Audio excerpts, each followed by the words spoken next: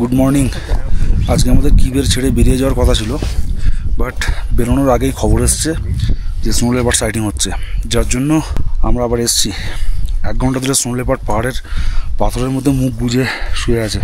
ও নাকি জলে পড়ে গেছিলো, যার জন্য আর কি ওখানে রেস্ট নিচ্ছে। প্রচুর নিচে, প্রচুর দূরে।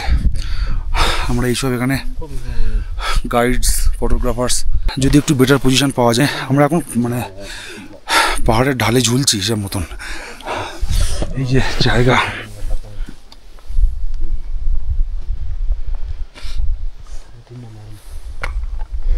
সব থেকে নিচে যে পাথরটা দেখা যাচ্ছে সেই পাথরে শুয়ে আছে।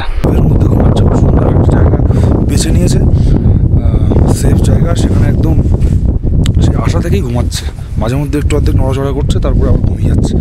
আমরা সবাই ওয়েট করছি যদি একটু বেটার জায়গায় আসে, যদি একটু ভালো পজিশন পাওয়া যায়। ধৈর্যের পরীক্ষা নিচ্ছে আমাদের। এখনও সেম সিচুয়েশান।